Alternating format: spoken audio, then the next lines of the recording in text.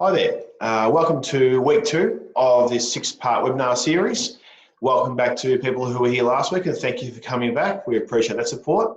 For those who are here for the first time, great to have you on the line, and we hope you get so much out of these next 5 weeks. You can also, of course, go back and catch up with last week's webinar for those who want to get some extra information, learn from where some of the foundations we spoke of last week, which will truly drive into a bit deeper this week.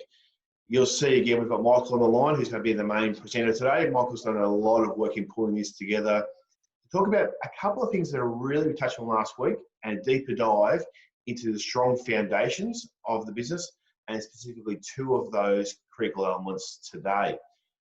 But before we get that kicking off, for those who were online last week or those who have caught up online, let's get a bit interactive before we start. And I want to ask you a question. And for those who called last week, we used a chat box for this process. Love to hear what you actually did in the last week to work on your business. So did you decide how you're going to work on your business?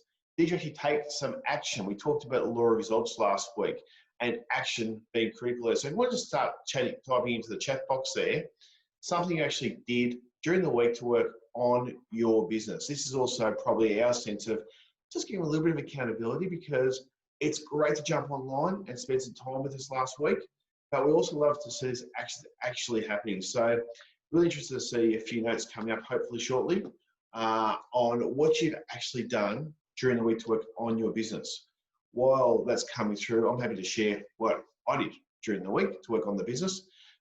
Friday, decided, no, I need to have half a day not answering client calls and emails, but actually took the time to travel to Euroa, catch up with a couple other accountants, and talk about how they're dealing with the issues of the pandemic. So fantastic. We've got some coming through now.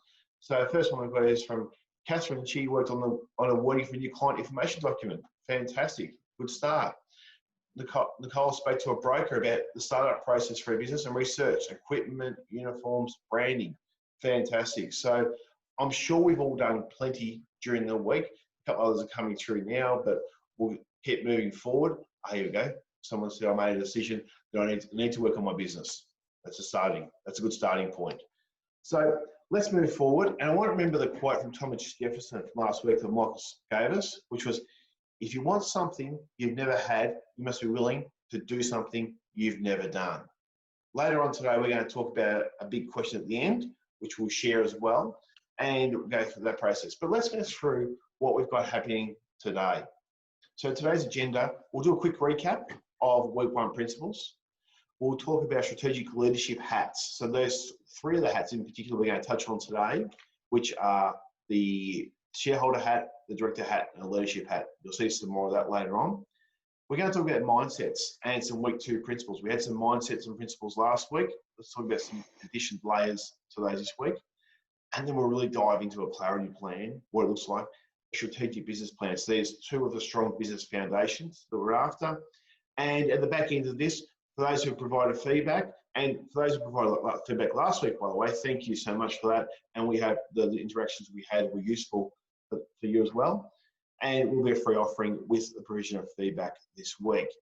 So with that all said, what I might get to do, Michael, now is flick off these videos, let everyone focus on the screen, and I'll hand over to you to take over the show.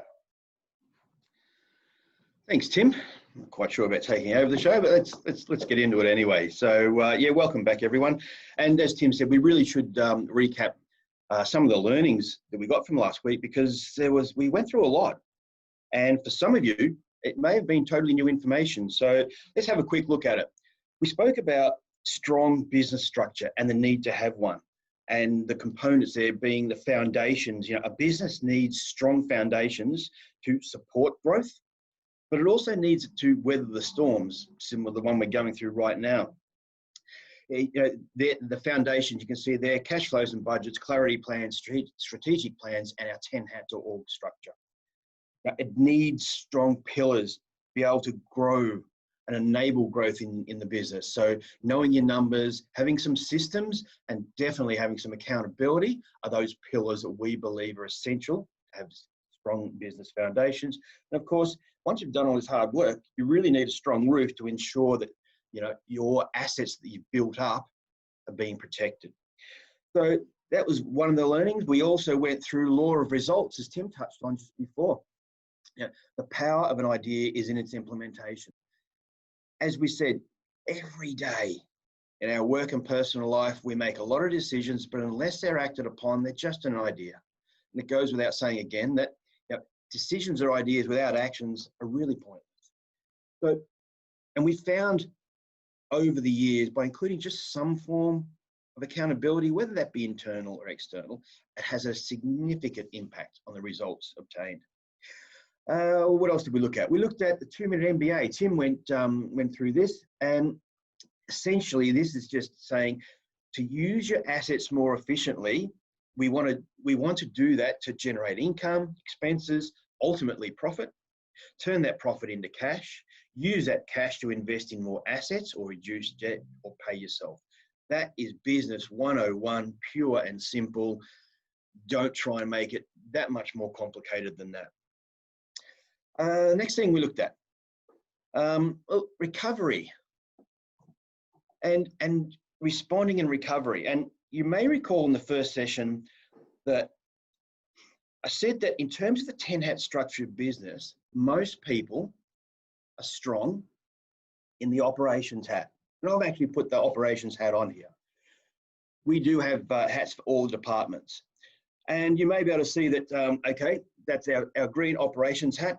And most people who go into business are very strong in this operations area. It's the technical side of things. And that's why a lot of us went into business in the first place. We knew how to be an accountant. So, and as Michael Gerber said though, the fatal assumption is that when going into business, just because you know how to do your business doesn't mean you know how to run a business as a Sparky, as an accountant, in anything really. So it's really important that we look at the hat that we're wearing at the time. You may remember too that I said as we remove from respond to recovery, we might have to look at things a bit differently, and we might have to look at our leadership hat. In our world, that's the yellow cap. So put on the leadership hat and look at our mindset, because we are going to have to be applying our learning, updating, innovating, be proactive. And also if you go back to the 2-minute MBA or the business 101, spinning that wheel so much quicker, that's essentially what we need to do. It'd be fair to say that you need to enact a lot more of those hats. Now, some of you may have taken the product development hat, put that on and said, you know what, I need to pivot and do something different in my business and develop different lines and do delivery and things like that to be able to survive. Fantastic. You may have then grabbed the marketing hat, put that on and said, you know what, I need to market my business in a different way. Fantastic. You then say, okay, I'm generating leads, because that's the function of the marketing hat. I'm generating leads. I need to make the sales now. Okay, I'll put another hat on and I'll go and make the sales. Wow, I need to do the work. Now we've got some money coming in. I need to put my finance hat on. Okay, finance hat goes on. You get the picture. As business owners, we're wearing all these hats and it's not a good look and it's not very efficient, I can tell you. So now what we're going to do is take a lot of these hats off. We're going to focus on this one, leadership, because that's what we're going to do. We need to do things a little bit differently. And it's that significant point is try and get rid of all the other hats you're wearing and just wear one at a time. So enough of seeing my head with hats on. I'll turn that off again and we'll get back into it. So leadership. Now, as we said before, the function of the leadership department is to increase business efficiency. And if you recall Tim's 2-minute MBA and the business 101 wheel, the secret to getting a better return on your invested assets is to get that wheel spinning around quicker. In other words, increasing business efficiency. That is the role of the leader. You can see there where it sits that the function is to increase business efficiency. And so based on what Michael Gerber said about the difficulty in transitioning from wearing the operations hat to wearing the leadership hat, we thought it'd be a great benefit if we just went through some of the different mindsets that you may need to change, adapt when you're wearing this leadership hat. Now, I'm going to be open here and a bit honest and say, if you're like me many years ago, my idea of leadership was head down, backside up, work hard. That's showing leadership. There may have been a little bit of do as I say, not as I do. Could also have been a little bit of, why can't you do what I just told you to do? And of course, I'm sure we've all heard before from leaders, you're not doing it right, I might as well just do it myself. Quite possibly there's a few sly smiles on people's faces at the moment. Well, hopefully the next couple of minutes will help you see leadership in a different way. The first learning I want to share with you is what I consider to be one of the most powerful business model and concepts that I have seen. It's called ORBED, above the line, below the line. It's referred to as a couple of different things. Now, when something happens in our life, whether it be working or personal life or in times of crisis, we have two choices about how we can respond. We can either act below the line or act above the line. Now, below the line actions, you can see there of blaming, making excuses and denying. It could be something like, we blame someone else for bringing in, let's say, a virus into the country. We make excuses, say, well, there's nothing I can do about it. I'm just going to sit back and cop it. Or worse still, if we go into denial and just don't even recognize there's an issue, and in doing so put ourselves, our team, our business at risk, that's not an appropriate way for a leader to look. So we could actually take an above the line approach where we say, you know what, I need as a leader, must do something to protect ourselves and our business. Recognize that as the leader, you're accountable to your team and the clients at the greatest time of need for some of them, and take responsibility for protecting the team, yourself, your customers, your family in these difficult times. Another example, I might get a phone call from our director of first impressions, our receptionist Raylene, saying, Michael, Bob's been on the phone, wants to know when you're going to respond to his email request. Now, I have two options. I have two ways of responding to that. I can actually just say, not my fault, Raylene. It's not my fault that my diary's booked out with appointments and I don't get a chance to get back to him. There's not really an issue anyway, because, hey, I'll get back to him next week. Or I could actually turn around and say, you know what, I am responsible for my own diary. So I'll take ownership and I'll be accountable by marking out some times in my diary so that I can return phone calls and return emails. I hope that gives you a bit of an idea of the difference between above the line, below the line. It's very easy to tell when people are speaking below the line. They'll normally start their sentences with you, or you didn't do that properly. You didn't allocate the time, or you didn't tell me I had to do that. As opposed to speaking from the I, when I say I'm going to go and change my diary, I'm being the adult, I'm taking control, I'm owning it. Below the line tends to be have a victim and a justify mentality.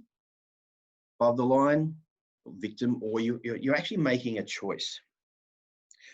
So the main point I want you to get from this is that we do have a choice, and that we shouldn't and mustn't take on the victim mindset in these times. I'd like to share a learning from my past in relation to this as well. How many people, honestly, are sitting there listening to this going, yes, I know heaps of people who act below the line. Yep, so-and-so always does that, blame, excuse, deny. Now, I vividly recall someone who used to work with us saying, Michael, I would always sit there when you were teaching us about this and think about everyone else who I thought was operating below the line. But then I realized I was doing just that, thinking that below the line applied to everyone else. Really powerful. As I said, one of them, this can be taught to team, children, really powerful concept. The next learning in relation to mindset and being a different leader is the be, do, have principle. Now, if we're not careful, we can be acting along these lines. If we're acting below the line, we could just say, you know what? When I have got through all of these issues and got through all these pressing client matters and people wanting things from me, and when I've emptied my email inbox, I'll be able to do the things I need to do, like make a plan to get through COVID-19, talk to my team about, you know, what all this means to them, so that I can, and then once I've done that, I can show everyone that I'm being the great leader of my business and my team that I need to be. Okay, how about approaching it from the other way around? Maybe a far better mindset is to have this approach. In order to be the best leader of my business that I can be, what do I need to do? I maybe need to do things like update my strategic business plan or get my business structure more robust and get proactive with my team and my customers during this time of crisis. And then I will have the most successful business that I can have in these difficult times. It's really important, I think, to flip it around and go, who do I have to be and what do I have to do to have what I want to have? Don't start with the have, otherwise you might actually never implement anything. Now, maybe there's a few of you thinking, this is all a lot about mindset and thoughts. What about the nitty-gritty stuff, you know, that I have to do as a business owner? Look, that's true, but this information is really important, because if you are a leader or one of the leaders in your business, your team or the people around you or your family, they'll be looking to you and at you for guidance. Now, you may recall from Tim, when he was doing the 2-minute MBA, he mentioned in one part of that business cycle that you have an option when you generate some more cash to reinvest in your assets. Well, you and the team and the people you associate with or contract with, they're your assets. For the team to improve, you must improve as a leader. Now, there's an old, I think it's Italian or Sicilian, I think, saying that the fish rots from the head. Take that how you want to, but our coach always reinforces with Tim and myself, speed of the leader equals the speed of the team. So that's why we consider that it's important to look at these leadership areas before we jump into the specific components of what constitutes a strong business structure. And another reason why I want to concentrate on leadership a little bit more is that because of the following, and I'm about to say something that may challenge a few people's thinking, and I'm okay with that. But what I'm going to say is that I'm going to suggest to you that you cannot grow your business. Think about that. You cannot grow your business. What you can do is grow your team, who in turn look after your customers in better and different ways, who in turn will then grow your business. Again, that you may not have a big team around you. It may only be yourself or consultants. But putting this in the context of a sole trader, you cannot grow your business. You can only grow you in terms of your knowledge and your leadership, which may in turn grow your business. I hope that makes sense. To support that, another learning, someone we all know, Richard Branson, has a model. He starts off his model with the business owner. And so if we do have a team, and even if these are contractors, make sure that you, the business owner, are doing whatever you can to look after your team. And Tim and I, we feel that one of our roles as directors, and we only have one lead in the business, and we'll get at that in another session, but we feel our role is to stretch and grow our team. Not break them, but stretch and grow them. So by looking after our team, to make sure that they're well equipped to look after our customers about anything from your pivoting to new sales products, keeping in the loop of what what you're doing in terms of a business, so that they can in turn be passing that on to your customers. The customers will be better informed, and they in turn will look after your business. Again, if your business is being looked after, that business 101 cycle or 2-minute MBA, then you will be looked after as an owner. The business will look after you. So I think it was in the first session I said that the aim of leveraging through people is to get them to do what you want, when you want, at a standard you want, consistently. Well, when you achieve that with your team, they will look after your customers. They'll look after your business, and the business will look after you. I appreciate that this may be a little oversimplified, and again, some of you don't have a team, but the point here, it all starts with you as the owner. If you act above the line, remember who you need to be right now, make a plan right now, and then start with your team, then that's a great way to actually start to grow your business. Now, if you don't have the team, then start with yourself. Start with yourself and then go straight to looking after your customers.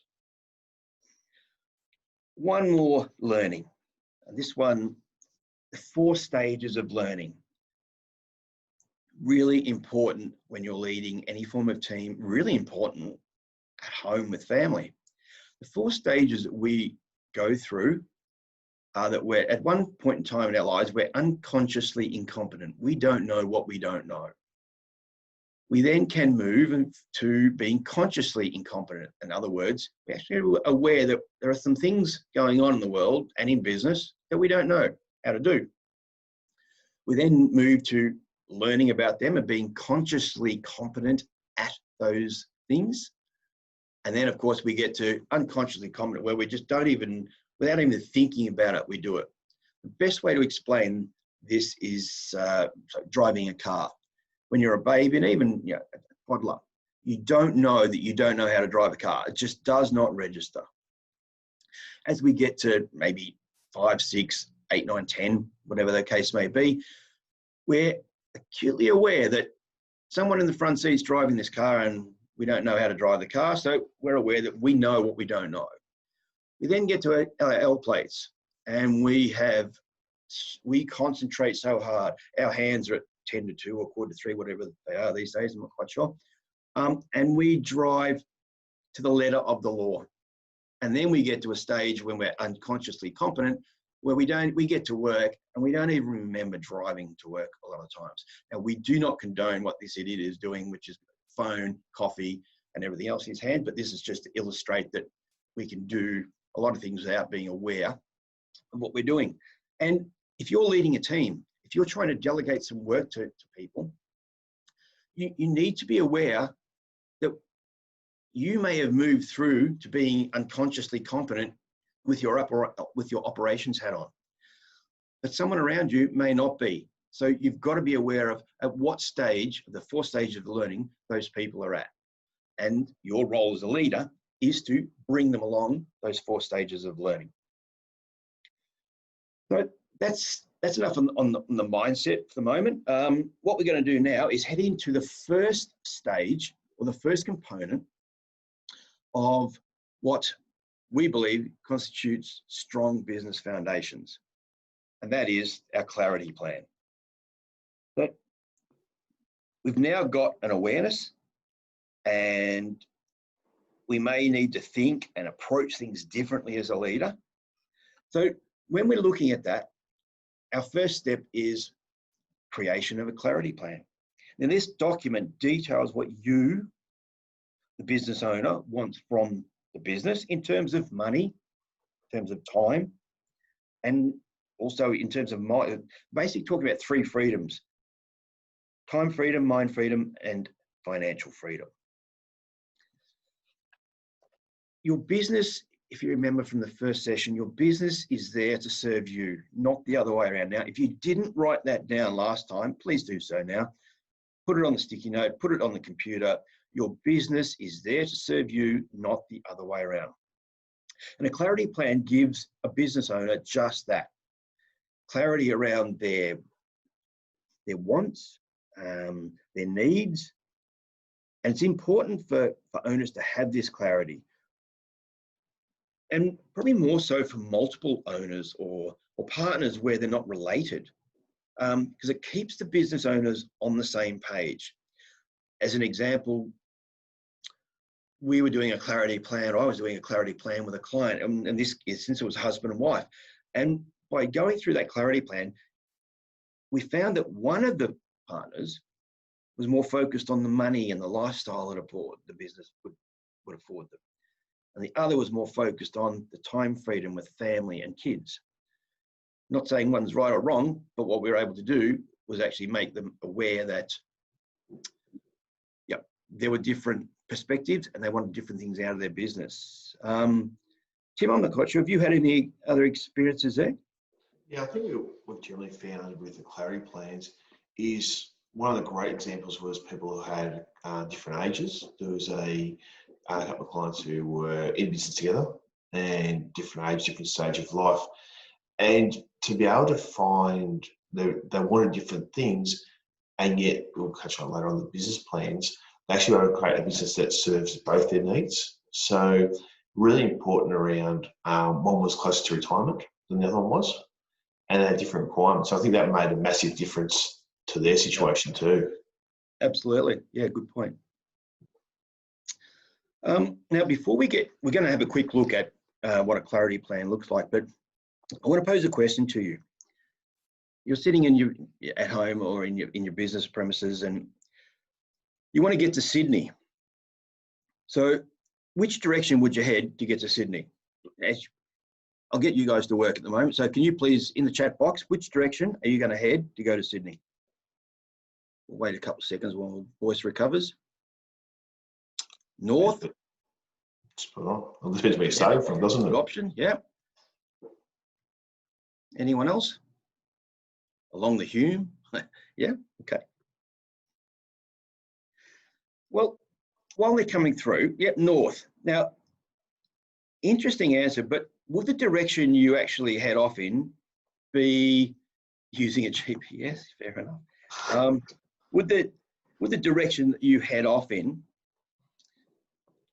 be different depending on where you started your journey? If you were sitting in Mildura, would you head north? Would you head up the Hume?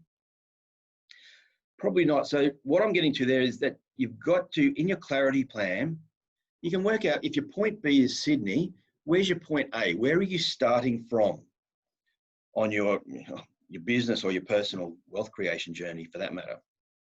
So what does point A in your business look like right now? For example, if you've got an overdraft of say $50,000 and in 12 months time, you want to see $50,000 sitting in the bank, well then your journey from A to B is to increase cash flow by 100,000, okay? So you've got to work out what you want to achieve in this quarter, this year, this next 5 years, and you've got to work out what you want to achieve in terms of your ideal hours, holidays, cash flow. So it's important to work out your point A, where you're starting from, and your point B, where you want to get to. So maybe an idea to have a quick look at what we use in terms of a clarity plan. You can see there that the boxes you fill in are basically yellow. And name, date, version. That's actually important. Tim and I have done one of these for some years. What version of the clarity plan are we up to, Tim? I think we're up to, we got version 9. Actually, that's right, but next time we'll be version 10, which we'll be doing very shortly. So version 9 I'm up to now, yeah. And in our instance, we're two separate individuals, separate families, and I've never seen Tim's clarity plan, and he's never seen mine, but our coach does. But we do talk, and we do have. But what it does do, it gives me the opportunity to talk to my family about what I want, and Tim to have the opportunity to talk to him. But it's documenting it, so you can see there. A is at age 43. I wish I was only 43, but that's now. That's the point A, and you're putting things in there like the hours you work on site and in the office. Well, that's obviously changed a little bit at the moment. One of my goals is to work more remotely, and from can't actually take all the credit. Maybe COVID-19 has did that, but I'm actually working more remotely now.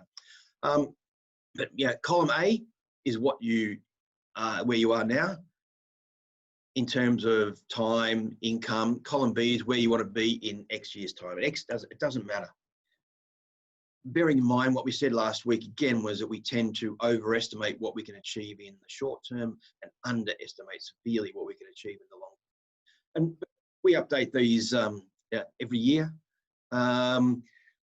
Next page there, it's basically one page going down, but the previous page had your income, then you've got your living expenses and your assets. So your living expenses, it gives you a net cash position that you can use that money, a bit like the 2-minute MBA, to either increase and improve your assets personally, you can reduce debt, or you can take the money as income.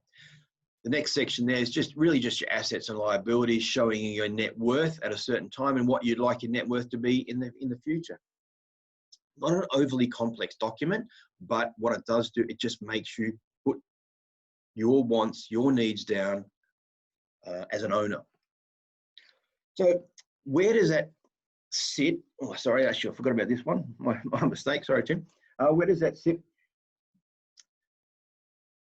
We believe that this clarity plan, whilst it's not an overly complex document, it is really important because clarity leads you to planning, because it makes you plan to get clarity. It leads to confidence, which leads to action. All things we've been talking about in the past, that making that first step, getting things going, planning, and it is about being in business is a lot about confidence, and that's a whole topic for another day. But this is another slide too that you can copy and put very close to where you're working all the time. Maintain the clarity on what you want, get a plan around it, gives you the confidence to put things into action. So with that in mind, this is where I was going before. Where does all this, creation of a clarity plan feature on our 10-hat structure? And remember, a 10-hat or organization structure is one of the key components of strong business foundations. You can see there that that's where it is. You're wearing, I've got one here, a blue cap. It's a shareholders or owners cap. And the function of that cap, department, hat, is to contribute and withdraw funds. In other words, if the business is, one of our people online said they were going to the bank about startup funds. Well, sometimes you have to put the money in yourself. But obviously down the track, you'd like to be withdrawing some money as well in the form of dividends or drawings, etc. But if the business is going bad, guess what? You as a shareholder are going to have to contribute to that. So that's where this part of the Strong Business Foundation sits within your 10-hat structure. But we're going to jump into the strategic business plan now. So rather than do that first, I'll show you where that sits in relation to our 10-hat structure, and of course with the directors. And the function of the directors is to set the direction. So the owners have said what they want, and the directors, sometimes they're the same people, but the distinction is it's a different mindset required and it's a different function, and therefore if it's a different function, it has different responsibilities. So the directors are charged with setting the direction to get what the shareholder or owner wants out of that business. So in relation to a strategic business plan, an effective and a business plan that is used consistently, you really have to get to the heart and soul of your business. It goes deeper than just the numbers. Now, the development of this strategic plan should involve you taking time out from your day-to-day activities in the business to focus on the business. Spend some quality time away from your place of work, because you'll get dragged back into day-to-day things. We spend a couple of days developing ours, and each year we put aside at least a whole day to update it. And when we work with clients, we allow 4 to 5 hours to work on this strategic business plan. So what I'm saying is put the time aside. It's really important. After you've completed this strategic business plan, you should have an easy to understand and concise plan that acts as your guide.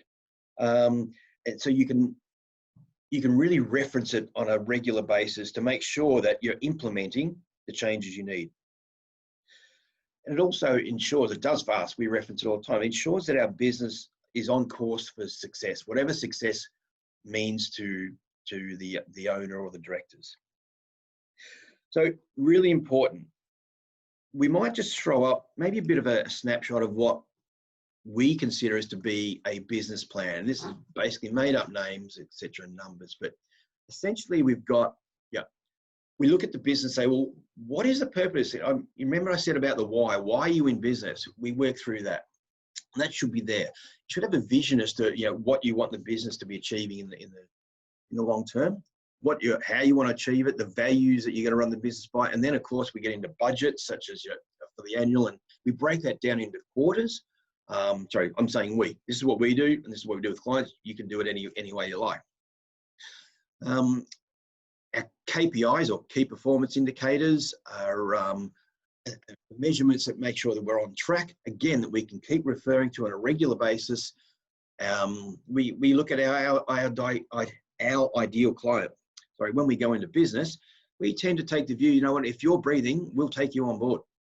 Whereas as the business matures, maybe that isn't, or maybe you say, no, this is where we really like working. So specify your ideal client and the value proposition. So there's some of the things on the first part of the business plan. We flick over to, we look at opportunities and vulnerabilities and challenges, and then we break it down into 1-year goals, 90-day goals, actions desired. It's really short, sharp, to the point. But these are the things that must be put in place to obtain what you want if you're the owner in your clarity plan. Okay, so that's a snapshot. What I'll also just very quickly run over some of the benefits that we have found when we do our business planning sessions or we run them with clients. Very quickly, it reviews and sets the direction of the business, because your destination may be, it could be the same, but you could get blown off course, and therefore this document really easily keeps you back on track and resets the direction of the business should you do that. This one's really important. I really want you to listen to this. This business document, for us, eliminates procrastination. And I'm not quite sure, but I'm sure there's a few people listening that do tend to procrastinate about decisions and implementation and actions. And another saying that we have is, please do not let perfection get in the way of progress. It doesn't have to be perfectly set up before you take action. Get it roughly right and get in there and do it. A great strategic business plan will also identify the common goals amongst, especially if you've got a number of directors. It identifies and prioritizes those goals, and importantly, it creates strategies to achieve those goals. Again, ideas, decisions without actions and strategies, really not worthwhile. It sets timeframes, because I think the old acronym of a SMART goal is one that has a time frame around that. It develops a tool to communicate to your business goals and your vision to your team. We readily share our goals and strategies with the team, because if they're not enrolled, if they're not on the same page, they're not quite sure what we're up to. So we do that quite a bit. I'm not saying it will work for you, but just saying what it works for us. And definitely dividing the goals into short term and longer term, because as I said, there's quick wins versus key larger projects.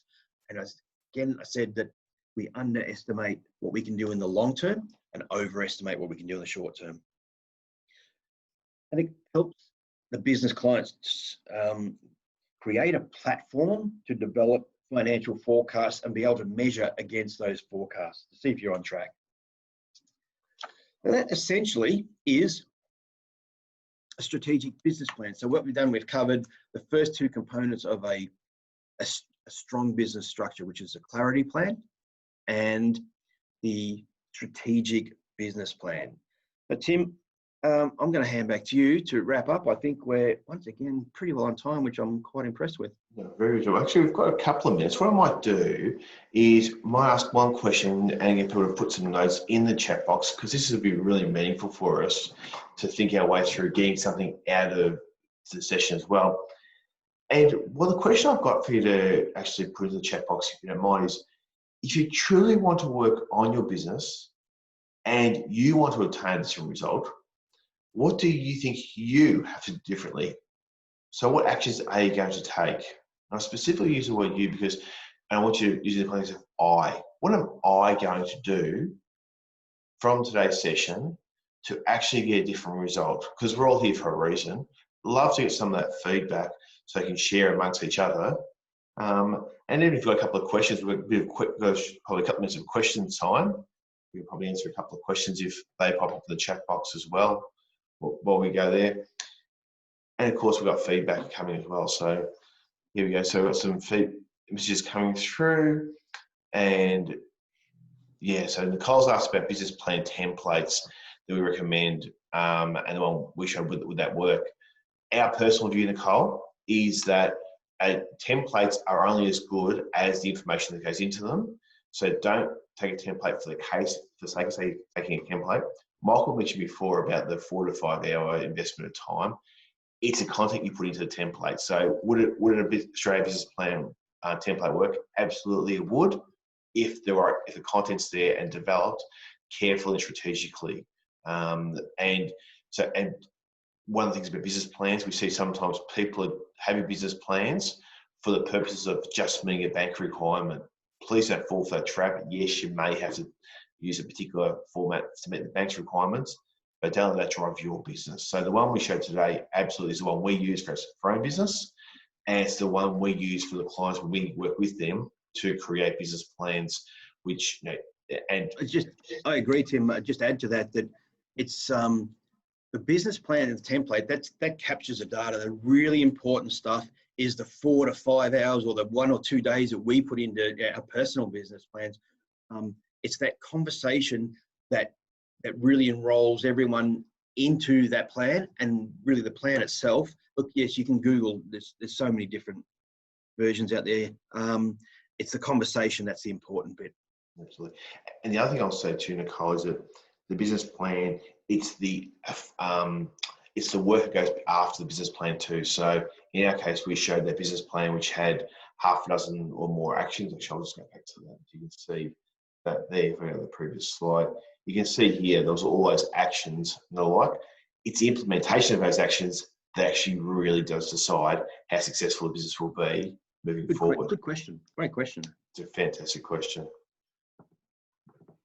Cool. I've got Shiva as well. So Shiva's going to prepare the business plan and strategic plan for my business. So thank you, Shiva. That's fantastic. You go for it. And thanks, Nicole. Appreciate the feedback too.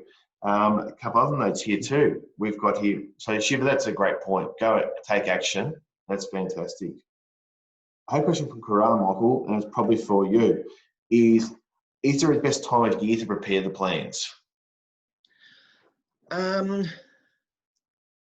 No, I think it's the best time for me would be as soon as the owners or have determined what they want. I would get straight into the business plan. I wouldn't tie it to a year end or a month end or anything like that. It's quite a fluid document. As we've said before, we refer to it on a regular basis. So therefore, it doesn't really matter when you do it, in my opinion. It would be because you're referencing it the whole time. The key thing is just putting it in the diary and actually taking the time to do it. So we work with people who've done them. We might do a July to June financial year, but we might also do a 1 April to 31 March year as well. And it's not really, doesn't have to be down to a year. It can be 3 months, 6 months. So short answer, no. And with software these days, it doesn't matter.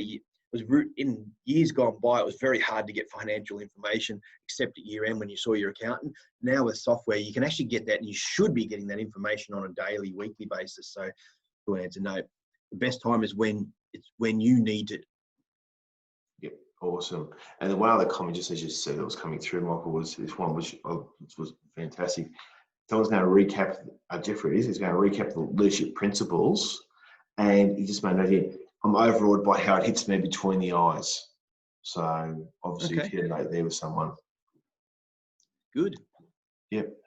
So we've Shiva's got one more comment there about if you get some feedback about it, how to prepare a budget, it'd be very helpful. Shiva, that is the most amazing segue. Thank you so much, because that's going to be a hot topic next week that we're going to be talking about next week. Cash flows. It's almost like we set that up. So thank you, Shiva, for that. That's fascinating that would come through. What we want to have here is some actions from today. And this week, what we're throwing into our actions is, if you can go to that landing page, which is the sagegroup.com.au/HumeCC Week 2, 3 major distinctions from the session, same as last week, and 1 important action to be completed for next week. So please put that in. And for those who actually do provide feedback this week and log it into there, there'll be an option there you can actually choose if you'd like to receive a copy of a clarity plan. We're happy to, a free copy, we're happy to share that. So for those who do provide feedback and want that, you just need to go to the sagegroup.com.au/HumeCC Week 2 and provide us with your distinctions, your action, and that copies there available for you. So to wrap it all up, thank you so much again to Michael for all the effort he's put in for today's session. We've laid 2 foundations today, being the clarity plan, the strategic business plan. And if we go right back to the start of last week when we laid these plans out, we know they were the 2 first steps of the bricks we're building in this strong business. Next week, we're going to talk about cash flows and budgets. And so that'll obviously, for Shiva, that'll be fantastic for you. It's not necessarily the most exciting topic, that's laying the foundations. And the foundations are so important to what we're creating for our businesses moving forward. So thank you once again. Thank you, Michael. Appreciate your time as always. And we look forward to catching up with you all next week. So thank you again. And if you want to watch this back online, it will be posted up online as well. So you get a chance to recap anything you want to recap. Thank you once again. Thank you. See you later.